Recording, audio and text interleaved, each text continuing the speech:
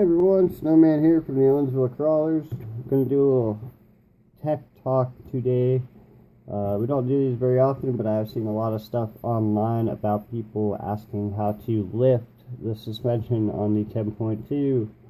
One of the biggest problems I have had, because I have tried to do this when I first got it, is that most people don't realize the suspensions are completely different. Whether you have the 3-link on the SCX10 or you have upgraded or modified it to a 4-link, it's still the same. The SCX10, excuse me, the SCX10 suspension is very linear, goes up and down. You can watch up, down, up, down. It's all links and shocks. Everything's in a straight line. So there's nothing to really worry about. You can put longer shocks. Obviously, with both cases of lifting, you do want to watch your drive shaft angle to make sure it is not binding up, especially when unloaded. But that is the SCX10. Now, if you look at the SCX10.2, you will see that this has a track bar, whereas essentially it is 4 links. You have your 2 lower links and 1 upper. Your 4th link is actually in the way of this track bar behind the steering connecting rod here. What that does is it pivots the axle. On a 1-to-1, if you're not familiar with a Jeep, on a 1-to-1, the track bar centers the axle under the under the front of the car, and so if you lift your suspension but you don't get a longer or adjustable track bar, you change the geometry of everything as it goes up and down. Now I'll move this one out of the way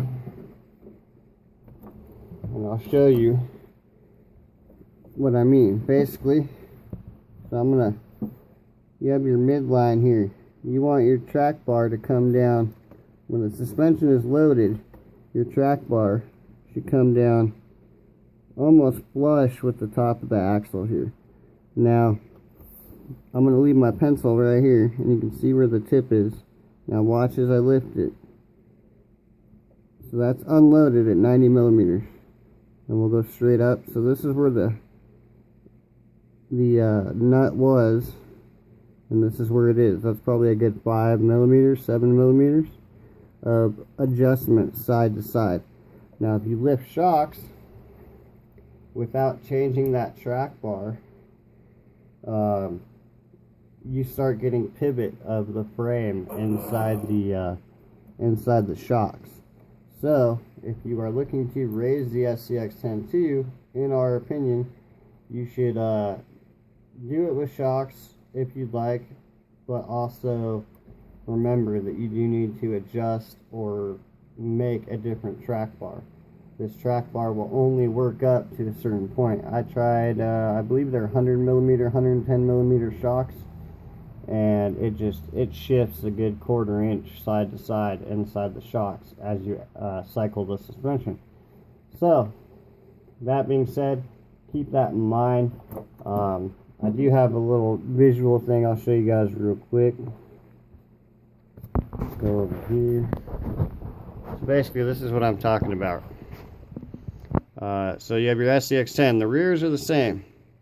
4-link suspension. You can put bigger shocks on it if you want. The front, here's your links. The axle just moves up and down. Here is your axle, but the track bar has a straight point, a very small straight point, but as you start lifting it, it starts pulling everything over. Same thing down, but obviously you don't want your shocks aren't going to let you go past the axle, hopefully. Otherwise you have something wrong. But the biggest part here is not so much this, but this. How far everything starts scooting over as you lift the suspension. So keep that in mind. Hopefully that was useful. Snowman, Owensville Crawlers.